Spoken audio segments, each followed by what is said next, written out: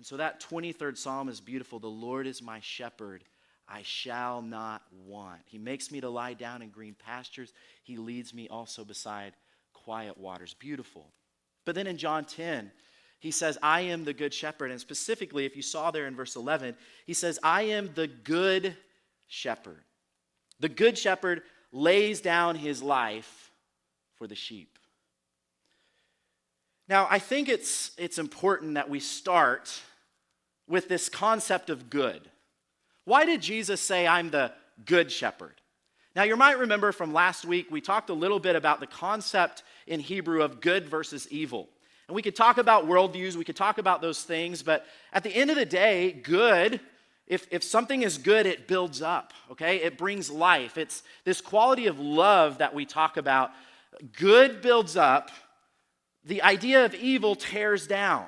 And you can certainly see that contrast here in John chapter 10, where you have the good shepherd who comes to give us life, but then you have the thief that comes to what? Kill, steal, and destroy. So first of all, let's set the tone between good and evil, that which builds up, that which flourishes, that which is like this kingdom language of like, we want this world to be a better place, and yet we see in our world there are things that just continue to decay and tear down, and you have this idea, this cosmic idea of good versus evil, okay? But Jesus said, I am the good shepherd. Now, we as Christians or as followers of Jesus, we are supposed to be about good, right? We talk about the gospel, which literally means good news. Now, we could really get on a rabbit trail there to ask whether or not we're actually bringing good and flourishing in the world around us as churches, or whether we're actually tearing things down. That's something we all need to wrestle with, I believe.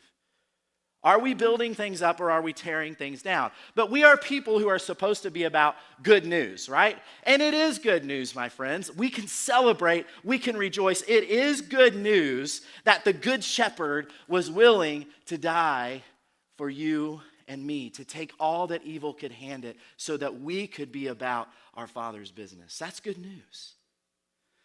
But the fact that he said, I am the good shepherd, implies that maybe there are some bad shepherds too. In fact, he does more than imply this. In verse 1, he says, I tell you the truth, anyone who sneaks over the wall of a sheepfold rather than going through the gate must surely be a thief and a robber. Now, for me, as I was preparing for this, I had to kind of check myself, because I've had some experiences in my life in church where even this exact passage of Scripture that talks about laying down its life was used by shepherds, quote unquote shepherds or under shepherds, was used by shepherds to manipulate people into doing whatever they wanted them to do. And it's so like, as I read this, I struggle with it, but then I'm like, it's interesting that Jesus says, I'm the good shepherd, because there's this difference between good and evil. So I'm going to stop there so that I don't speak out of my own pain or speak out of my own emotion, but I just want to leave it here, okay? If you have been wounded by the church, and I think all of us have in some way or another, if you have seen the quote-unquote shepherds that aren't good, that's not Jesus, okay? They weren't reflecting Jesus. They were reflecting whatever idols they were worshiping in their life onto you to manipulate you and ultimately to kill, steal, and destroy, all right? Literally, I've seen that play out time and time again in the church, and all of that was in my notes, okay? Because I wanted to make sure that when something's there, I try to be honest with it and deal with it. He's the good shepherd. And I think what he was talking about there is, there is this reality of a spiritual enemy. We have an enemy. The Bible calls it Satan, or the Satan. He is the prince of darkness. He hates God, and he hates God's people, and his mission is to tear down, to steal, to kill, to destroy everything that matters to the heart of God. That's what the enemy is about. I want to destroy that. I want to tear it down. And I think all of us, if we just observe, we would say there is this malevolent power in the world. There is this evil in the world, this that's destroying. And even those that aren't Christians say there are this energy that's malevolent, or whatever it is, from a Christian worldview, we call that evil, right?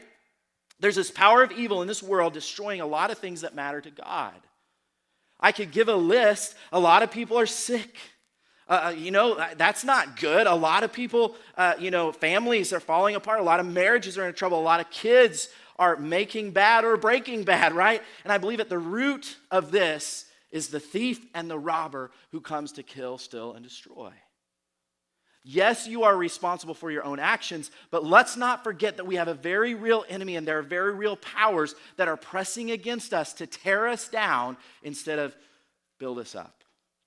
And Jesus speaks into this and says, I am the good shepherd. In fact, Jesus said very clearly here, the mission of our spiritual enemy is to steal, kill, and destroy.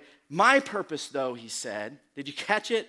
Is to give them what? To give them, New Living Translation says, a rich and satisfying life.